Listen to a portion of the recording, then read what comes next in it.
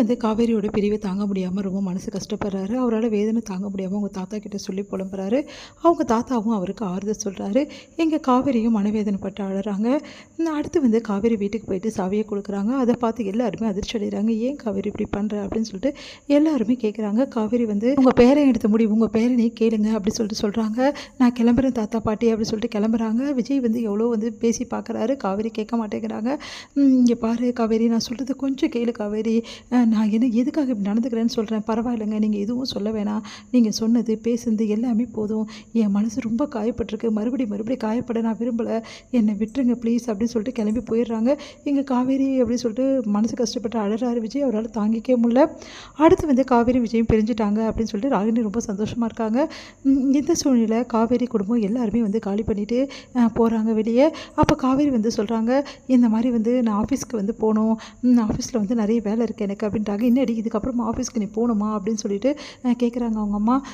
இல்லைம்மா, ஆஃபீஸில் முக்கியமான வேலை இருக்குது அப்படின்னு சொல்லிட்டு சொல்கிறாங்க. என்னடி வேலை அப்படின்னா, வேலையை ரிசைன் பண்ணணுமா, அந்த வேலையில் ரிசைன் பண்ணிவிட்டு வந்து நான் அந்த டாக்குமெண்ட்ஸ் எல்லாமே கொடுத்தா தான் வேறு வேலையில் நான் தேட முடியும். நீ வேலைக்கெலாம் ஒன்றும் போவேணா, எனக்கு ஒத்தாசையாக அது போதும் அப்படின்றாங்க. ப்ளீஸ்மா, ரிலீவிங் லெட்டர் நான் வாங்கினா தான் வேறு ஆஃபீஸில் என்னை சேர்த்துப்பாங்க. நான் இப்படியே இருக்க முடியாதுல்ல, நானும் வந்து வேலைக்கெலாம் போகணும்ல, ப்ளீஸ்மா அப்படின்னு சொல்லிட்டு வம்பு பண்ணி வந்து சொல்கிறாங்க.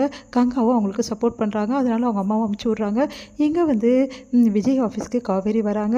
இங்கே காவேரி வந்து வந்திருக்கா அப்படின்னு சொல்லிட்டு ஓடி வந்து மேனேஜர் வந்து சொல்கிறாரு, இந்த மாதிரி காவேரி மேடம் வந்திருக்காங்க அப்படின்னு. சந்தோஷம் தாங்க முடியல விஜய்க்கு.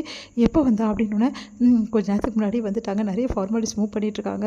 அவங்க கொடுத்த லெட்ரு வந்து இருக்குது சார், அதை உங்ககிட்ட கொடுக்க சொல்லியிருக்காங்க அப்படின்னோடனே சந்தோஷம் தாங்க முடியல. என்ன லெட்ரு அப்படின்னு சொல்லி சொன்னோன்னே காவேரி அப்படி சொல்லிட்டு ஓடி சார், மேடம் கிளம்பிட்டாங்க சார் அப்படின்னு. என்ன சொல்கிறீங்க அப்படின்னோடனே, ஆமாம் சார், அவங்க கிளம்பிட்டாங்க, உங்ககிட்ட இந்த லெட்டரை கொடுக்க சொன்னாங்க அப்படின்னு சொல்கிறாங்க. அதை கேட்டு அதிர்ச்சி அடைகிறாரு. என்ன லெட்டர் வாங்கி பார்க்குறாரு. பார்த்தா அதில் வந்து இந்த மாதிரி வேலையை நான் ரிசைன் பண்ணுறேன் ரிசைன் லெட்டர் இருக்குது. அதை பார்த்துட்டு பயங்கரமாக டென்ஷன் ஆகிறாரு.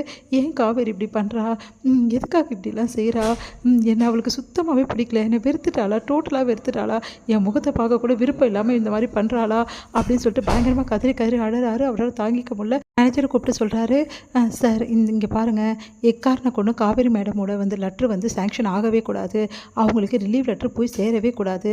அவங்கள ஏதாவது ஒரு ரீசன் சொல்லி அவங்கள வர வைங்க, வர வச்சு வெயிட் பண்ண வைங்க.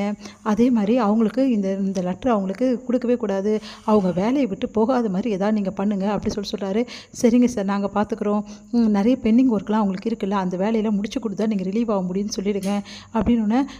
உடனே மேனேஜர், சார் அவங்களுக்கு எந்த வேலையும் இல்லை சார், அவங்க பர்ஃபெக்ஷனாக எல்லாத்தையும் முடிச்சிடுவாங்க சார், அது எனக்கு தெரியாதா, பர்ஃபெக்ஷனாக முடிச்சிட்டாலும் சரி அவள் வேலையில் இருக்கணும், கம்பல்சரி இருக்கணும், அதை நீங்கள் தான் பார்த்துக்கணும் அப்படின்னோடனே உடனே மேனேஜரும் சரிங்க சார், நாங்கள் வந்து ட்ரை பண்ணுறோம் சார். ட்ரை எல்லாம் கிடையாது, நீங்கள் தான் பண்ணுறீங்க. காவேரி இங்கே தான் இருக்கணும், காவேரி இந்த ஆஃபீஸை விட்டு போகாத அளவுக்கு என்ன பண்ண முடியுமோ அதை பண்ணுங்கள் அப்படின்னு சொன்னோன்னே சரிங்க சார் நாங்கள் பண்ணுறோம் சார் அப்படி சொல்லிட்டு அவங்க போயிடுறாங்க. இங்கே வந்து யோசிக்கிறார் விஜய், காவேரி நீ எக்காரணம் கொண்டு சரி வீட்டை விட்டு போயிட்டேன், ஆனால் ஆஃபீஸை விட்டு நான் போக விட மாட்டேன் காவேரி, உன்னை நான் பார்த்துட்டே இருக்கணும், அதுக்கு என்ன படியோ அதை நான் யோசிச்சு தான் இருப்பேன் அப்படி சொல்லிட்டு முடிவெடுக்கிறார் விஜய் கிட்ட. விஜய் வந்து சொல்கிறாரு, இந்த மாதிரி வந்து காவேரி ஆஃபீஸ்க்கு வந்தால் தாத்தா எனக்கு எவ்வளோ சந்தோஷமாக இருக்குது தெரியுமா அப்படின்னு. என்னடா பேசினா, எதுவுமே பேசல தாத்தா, இந்த மாதிரி வேலையை விட போகிறேன்னு சொல்லிட்டு ரிசைன் லெட்டர் கொடுத்துட்டு போகிறா தாத்தா. நீ என்னடா வாங்கிட்டியா, நான் வாங்குவேனா, வாங்கி கொடுக்கும் அவளுக்கு வேலையை விட முடியாத அளவுக்கு பண்ணி வச்சுருக்கேன் தாத்தா. என்னடா சொல்கிற, இனிமேல் தானே தாத்தா இருக்குது, காவேரி எப்படியும் என்கிட்ட வந்து சேர்ந்து தான் தாத்தா ஆகணும், அதுக்கு என்னென்ன முயற்சி எடுக்கணுமோ அந்த அளவு நான் முயற்சி எடுப்பேன். சரிடா உன் இஷ்டப்படியே செய், இதுக்கப்புறம் காவேரி என்னை விட்டுட்டு போகாத அளவுக்கு என்ன பண்ண முடியுமோ அதை பண்ணுவேன் தாத்தா அப்படின்னு சொல்லி சந்தோஷப்படுறாரு.